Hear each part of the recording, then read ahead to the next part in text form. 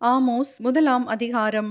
தெக்கோவா ஊர் மேய்ப்பருக்குள் இருந்த ஆமோஸ், யூதாவின் ராஜாவாகிய உசியாவின் நாட்களிலும், இஸ்ரவேலின் ராஜாவாகிய யோவாசுடைய குமாரனாகிய யெரொபெயாமின் நாட்களிலும் பூமி அதிர்ச்சி உண்டாக 2 வருஷத்துக்கு முன்னே இஸ்ரவேலைக் குறித்து தரிசனம் கண்டு சொன்ன வார்த்தைகள்.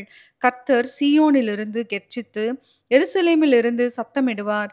அதினால் மேய்ப்பரின் தாபரங்கள் துக்கம் கொண்டாடும், கர்மேலின் கொடுமுடியும் காய்ந்து போகும். கர்த்தர் சொல்லுகிறது என்னவென்றால், தமஸ்குவினுடைய 3 பாதகங்களின் நிமித்தமும் 4 பாதகங்களின் நிமித்தமும் நான் அதின் ஆக்கினையை திருப்ப மாட்டேன். அவர்கள் கீலேயாத்தை இருப்பு கருவிகளினால் போரடித்தார்களே. ஆசகேலின் வீட்டிலே தீ கொளுத்துவேன், அது பெனாதாதின் அரமனைகளை பட்சிக்கும். நான் தமஸ்குவின் தாழ்ப்பாளை உடைத்து குடிகளை ஆவேன் என்னும் பள்ளத்தாக்கிலும் செங்கோல் செலுத்துகிறவனை பெத் ஏதேனிலும் இராதபடிக்கு சங்காரம் பண்ணுவேன். அப்பொழுது சீரியாவின் ஜனங்கள் கீருக்கு சிறைப்பட்டு போவார்கள் என்று கர்த்தர் சொல்லுகிறார். கர்த்தர் சொல்லுகிறது என்னவென்றால், காத்சாவினுடைய 3 பாதகங்களின் நிமித்தமும் 4 பாதகங்களின் நிமித்தமும் நான் அதன் ஆக்கினையை திருப்ப மாட்டேன். அவர்கள் சிறைப்பட்டவர்களை ஏதோமியரிடத்தில் ஒப்புவிக்கும்படி முழுதும் சிறையாக்கினார்களே. காத்சாவின் மதிலுக்குள் தீ கொளுத்துவேன், அது அதனுடைய அரண்மனைகளை பட்சிக்கும். நான் குடிகளை அஸ்தோத்திலும் செங்கோல் செலுத்துகிறவனை அஸ்கலோனிலும் இராதபடிக்கு சங்காரம் பண்ணி, பெலிஸ்தரில் மீதியானவர்கள் அழியும்படிக்கு என் கையை எக்ரோனுக்கு விரோதமாக திருப்புவேன் என்று கர்த்தராகிய ஆண்டவர் சொல்லுகிறார். மேலும் தீருவினுடைய 3 பாதகங்களின் நிமித்தமும் 4 பாதகங்களின் நிமித்தமும் நான் அதன் ஆக்கினையை திருப்ப மாட்டேன். அவர்கள் சகோதரரின் உடன்படிக்கையை நினையாமல் சிறைப்பட்டவர்களை முழுதும் ஏதோமியர் கையில் ஒப்பித்தார்களே. தீருவின் மதிலுக்குள் தீக்கொளுத்துவேன், அது அதன் அரமனைகளை பட்சிக்கும் என்று கர்த்தர் சொல்லுகிறார். மேலும் ஏதோமுடைய 3 பாதகங்களின் நிமித்தமும் 4 பாதகங்களின் நிமித்தமும் நான் அவன் ஆக்கினையை திருப்ப மாட்டேன். அவன் தன் சகோதரனை பட்டயத்தோடே தொடர்ந்து தன் மனதை இரக்கமற்றதாக்கி, தன் கோபத்தினாலே என்றைக்கும் அவனை பீறி போட்டு தன் மூர்க்கத்தை நித்திய காலமாக வைத்திருக்கிறானே. தேமானிலே தீ கொளுத்துவேன், அது போஸ்ராவின் அரமனைகளை பட்சிக்கும் என்று கர்த்தர் சொல்லுகிறார். கர்த்தர் சொல்லுகிறது என்னவென்றால், அம்மோன் புத்திரரின் 3 பாதகங்களின் நிமித்தமும் 4 பாதகங்களின் நிமித்தமும் நான் அவர்கள் ஆக்கினையை திருப்ப மாட்டேன். அவர்கள் தங்கள் எல்லைகளை விஸ்தாரமாக்கும் படிக்கு கீலேயாத் தேசத்தின் கர்ப்பஸ்திரீகளை கீறி போட்டார்களே. ரப்பாவின் மதிலுக்குள் தீக்கொளுத்துவேன், அது யுத்த நாளின் முழக்கமாகவும் பெருங்காற்றின் புசலாகவும் அதன் அரமனைகளை பட்சிக்கும். அவர்களுடைய ராஜாவும் அவனுடைய அதிபதிகளும் சிறைப்பட்டு போவார்கள் என்று கர்த்தர் சொல்லுகிறார். ஆமோஸ் 2ஆம் அதிகாரம். கர்த்தர் சொல்லுகிறது என்னவென்றால், மோவாபின் 3 பாதகங்களின் நிமித்தமும் 4 பாதகங்களின் நிமித்தமும் நான் அவன் ஆக்கினையை திருப்ப மாட்டேன். அவன் ஏதோமுடைய ராஜாவின் எலும்புகளை நீராக சுட்டு போட்டானே. மோவாப் தேசத்தில் தீக்கொளுத்துவேன், அது கீரியோத்தின் அரமனைகளை பட்சிக்கும். மோவாபியர் அமளியோடும் ஆர்ப்பரிப்போடும் எக்கால சத்தத்தோடும் சாவார்கள். நியாயாதிபதியை அவர்கள் நடுவில் இராதபடிக்கு நான் சங்காரம் பண்ணி அவனோடே கூட அவர்களுடைய பிரபுக்களை எல்லாம் கொன்று போடுவேன் என்று கர்த்தர் சொல்லுகிறார். மேலும் யூதாவின் 3 பாதகங்களின் நிமித்தமும் 4 பாதகங்களின் நிமித்தமும் நான் அவர்கள் ஆக்கினையை திருப்ப மாட்டேன். அவர்கள் கர்த்தருடைய வேதத்தை வெறுத்து அவருடைய கட்டளைகளை கைக்கொள்ளாமல் தங்கள் பிதாக்கள் பின்பற்றின பொய்களினால் மோசம் போனார்களே. யூதாவிலே நான் தீ கொளுத்துவேன், அது எருசலேமின் அரமனைகளை பட்சிக்கும் என்று கர்த்தர் சொல்லுகிறார். மேலும் இஸ்ரவேலின் 3 பாதகங்களின் நிமித்தமும் 4 பாதகங்களின் நிமித்தமும் நான் அவர்களுடைய ஆக்கினையை திருப்ப மாட்டேன். அவர்கள் நீதிமானை பணத்துக்கும் எளியவனை ஒரு ஜோடு பாதரட்சைக்கும் விற்று போட்டார்களே. அவர்கள் தரித்திரருடைய தலையின் மேல் மண்ணை வாரி இறைத்து சிறுமையானவர்களின் வழியை புரட்டுகிறார்கள். என் பரிசுத்த நாமத்தை கொலைச்சலாக்கும்படிக்கு மகனும் தகப்பனும் ஒரு பெண்ணிடத்தில் பிரவேசிக்கிறார்கள். அவர்கள் சகல பீடங்கள் அருகிலும் அடைமானமாய் வாங்கின வஸ்திரங்களின் மேல் படுத்துக்கொண்டு தெண்டம் பிடிக்கப்பட்டவர்களுடைய மதுபானத்தை தங்கள் தேவர்களின் கோவிலிலே குடிக்கிறார்கள் என்று கர்த்தர் சொல்லுகிறார். நானோ கேதுரு மரங்களைப் போல் உயரமும் கர்வாலி மரங்களைப் போல் வைரமுமாயிருந்த எமோரியனை அவர்களுக்கு முன்பாக அழித்தேன். உயர இருந்த அவனுடைய கனியையும் தாழ இருந்த அவனுடைய வேர்களையும் அழித்து போட்டு, நீங்கள் எமோரியனுடைய தேசத்தை கட்டிக்கொள்ளும் படிக்கு உங்களை நான் எகிப்து தேசத்திலிருந்து வரப்பண்ணி, உங்களை 40 வருஷமாக வனாந்திரத்திலே வழி நடத்தி, உங்கள் குமாரரில் சிலரை தீர்க்கதரிசிகளாகவும் உங்கள் வாலிபரில் சிலரை நசரேயராகவும் எழும்ப பண்ணினேன். இஸ்ரவேல் புத்திரரே, இப்படி நான் செய்யவில்லையா என்று கர்த்தர் கேட்கிறார். நீங்களோ நசரேயருக்கு திராட்சரசம் குடிக்க கொடுத்து தீர்க்கதரிசிகளை நோக்கி, நீங்கள் தீர்க்க தரிசனம் சொல்ல வேண்டாம் என்று கற்பித்தீர்கள். இதோ கோதுமை கட்டுகள் நிறை பாரமாக ஏற்றப்பட்ட வண்டியில் இருத்துகிறது போல நான் உங்களை நீங்கள் இருக்கிற ஸ்தலத்திலே இருத்துவேன். அப்பொழுது வேகமானவன் ஓடியும் புகலிடமில்லை, பலவான் தன் பலத்தினால் பலப்படுவதும் இல்லை, பராக்கிரமசாலி தன் பிராணனை தப்புவிப்பதும் இல்லை, வில்லை பிடிக்கிறவன் நிற்பதுமில்லை, வேகமானவன் தன் கால்களால் தப்பிப் போவதுமில்லை, குதிரையின் மேல் ஏறுகிறவன் தன் பிராணனை ரட்சிப்பதுமில்லை. பலசாலிகளுக்குள்ளே தைரியவான் அந்நாளிலே நிர்வாணியாய் ஓடிப்போவான் என்று கர்த்தர் சொல்லுகிறார். ஆமோஸ் 3ஆம் அதிகாரம். இஸ்ரவேல் புத்திரரே, கர்த்தராகிய நான் எகிப்து தேசத்திலிருந்து வரப்பண்ணின முழு குடும்பமாகிய உங்களுக்கு விரோதமாய் சொல்லிய இந்த வசனத்தை கேளுங்கள். பூமியின் எல்லா வம்சங்களுக்குள்ளும் உங்களை மாத்திரம் அறிந்து கொண்டேன். ஆகையால் உங்களுடைய எல்லா அக்கிரமங்களின் நிமித்தமும் உங்களை தண்டிப்பேன். 2 பேர் ஒருமனப்பட்டிருந்தால் ஒழிய ஒருமித்து நடந்து போவார்களோ? தனக்கு இரை அகப்படாமல் இருக்க காட்டிலே சிங்கம் கெர்ச்சிக்குமோ? இரை பிடியாமல் இருக்கும்போது பாலசிங்கம் தன் கெபியிலிருந்து சத்தமிடுமோ? குருவிக்கு தரையிலே சுருக்கு போடப்படாதிருந்தால் அது கண்ணியில் அகப்படுமோ? ஒன்றும் படாதிருக்கையில் கண்ணி தரையிலிருந்து எடுக்கப்படுமோ? ஊரில் எக்காலம் ஊதினால் ஜனங்கள் கலங்காதிருப்பார்களோ? கர்த்தருடைய செயல் இல்லாமல் ஊரில் தீங்கு உண்டாகுமோ? கர்த்தராகிய ஆண்டவர் தீர்க்கதரிசிகளாகிய தம்முடைய ஊழியக்காரருக்கு தமது இரகசியத்தை வெளிப்படுத்தாமல் ஒரு காரியத்தையும் செய்யார். சிங்கம் கெர்ச்சிக்கிறது, யார் பயப்படாதிருப்பான்? கர்த்தராகிய ஆண்டவர் பேசுகிறார், யார் தீர்க்க தரிசனம் சொல்லாதிருப்பான்? நீங்கள் சமாரியாவின் பர்வதங்களில் வந்து கூடி அதன் நடுவில் நடக்கிற பெரிய கலகங்களையும் அதற்குள் செய்யப்படுகிற இடுக்கண்களையும் பாருங்கள் என்று அஸ்தோத்தின் அரமனைகள் மேலும் எகிப்து தேசத்தின் அரமனைகள் மேலும் கூறுங்கள்.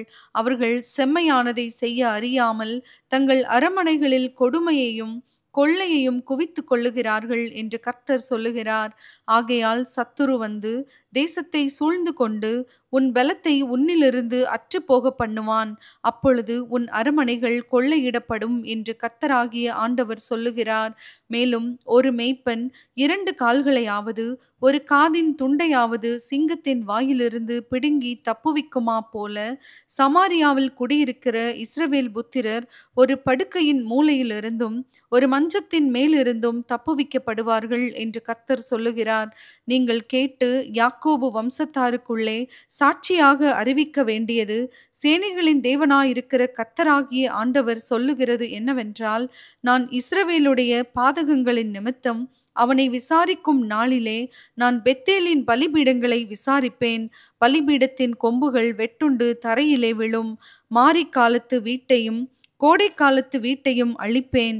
அப்பொழுது யானை தந்தத்தால் செய்யப்பட்ட வீடுகள் அழியும், பெரிய வீடுகளுக்கும் முடிவு வரும் என்று கர்த்தர் சொல்லுகிறார்.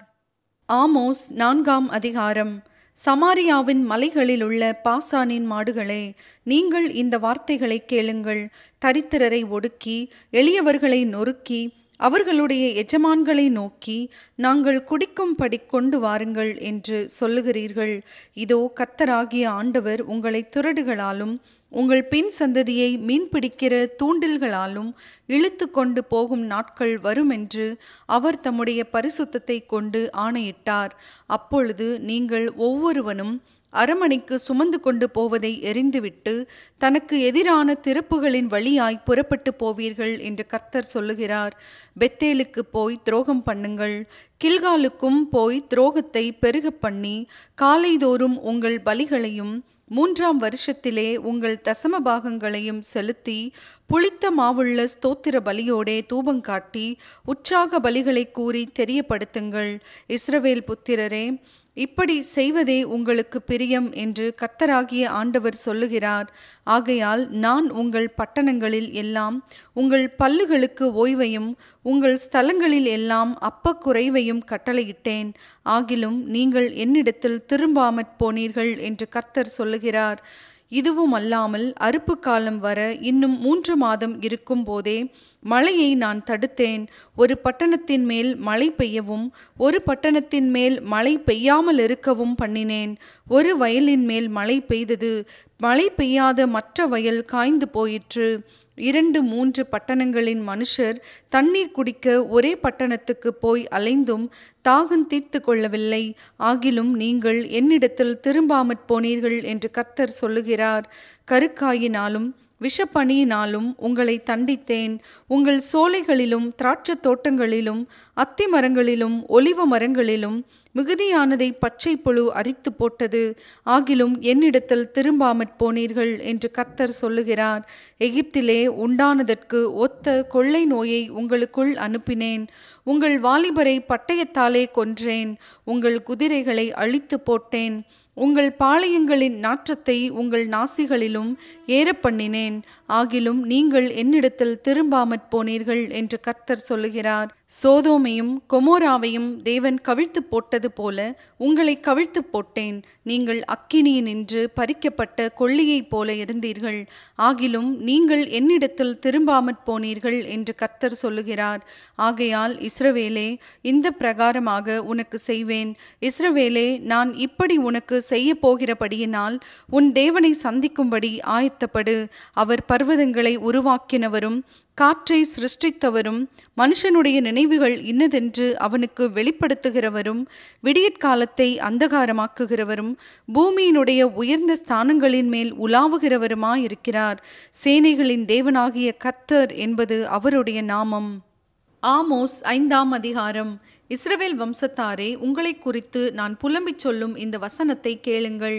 இஸ்ரவேல் என்னும் கன்னிகை விழுந்தாள். அவள் இனி ஒருபோதும் எழுந்திருக்க மாட்டாள். தன் தேசத்தில் விழுந்து கிடக்கிறாள். அவளை எடுப்பாரில்லை.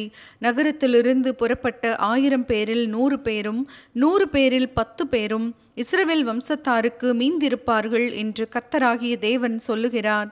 கர்த்தர் இஸ்ரவேல் வம்சத்தாருக்கு சொல்லுகிறது என்னவென்றால், என்னை தேடுங்கள், அப்பொழுது பிழைப்பீர்கள். பெத்தேலை தேடாதேயுங்கள், கில்காலிலும் சேராதேயுங்கள், பெயர்சபாவுக்கும் போகாதேயுங்கள். ஏனென்றால் கில்கால் சிறையிருப்பாகவும் பெத்தேல் பாழான ஸ்தலமாகவும் போகும். கர்த்தரை தேடுங்கள், அப்பொழுது பிழைப்பீர்கள்.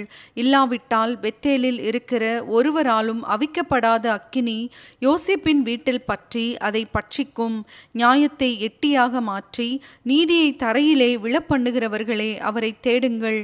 அவர் அருமீனையும் மிருக சீரிஷத்தையும் உண்டாக்கினவர். அவர் மரண இருளை விடியற்காலமாக மாற்றி பகலை ராத்திரியாக அந்தகாரப்படுத்துகிறவர். அவர் சமுத்திரத்தின் தண்ணீர்களை வரவழைத்து அவைகளை பூமியின் விசாலத்தின் மேல் ஊற்றுகிறவர்.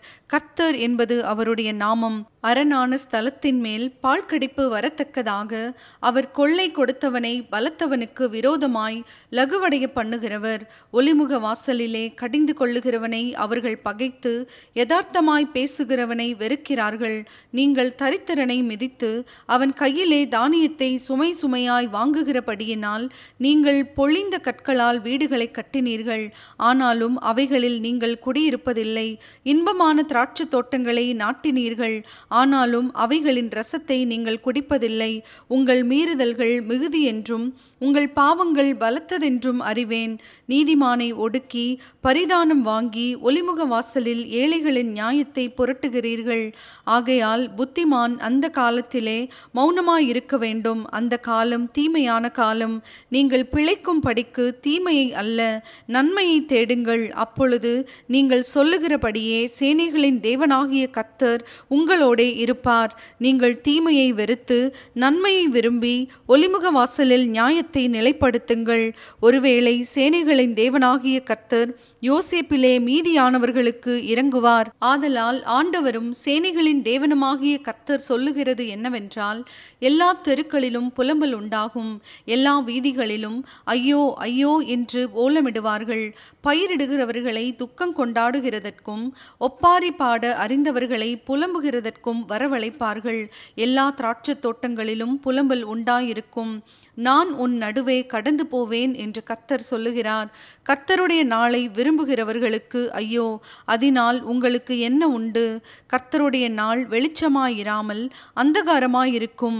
சிங்கத்துக்கு தப்பினவனுக்கு கரடி எதிர்ப்பட்டது போலவும், அல்லது வீட்டுக்குள்ளே வந்து சுவரின் மேல் தன் கையை வைத்தபோது பாம்பு அவனை கடித்தது போலவும் இருக்கும்.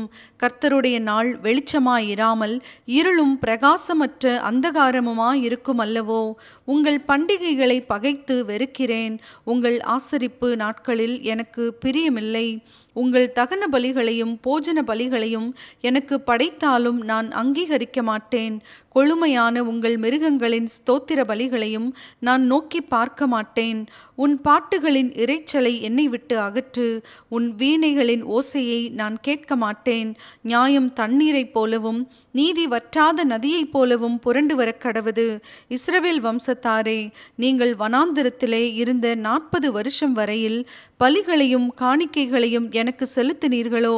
நீங்கள் உங்களுக்கு உண்டாக்கின மோளோகுடைய கூடாரத்தையும் உங்கள் தேவர்களின் நட்சத்திர ராசியாகிய உங்கள் சொரூபங்களின் சப்பரத்தையும் சுமந்து கொண்டு வந்தீர்களே. ஆகையால் உங்களை தமஸ்குவுக்கு அப்பாலே குடியோட்டுவேன் என்று சேனைகளுடைய தேவன் என்னும் நாமமுள்ள கர்த்தர் சொல்லுகிறார்.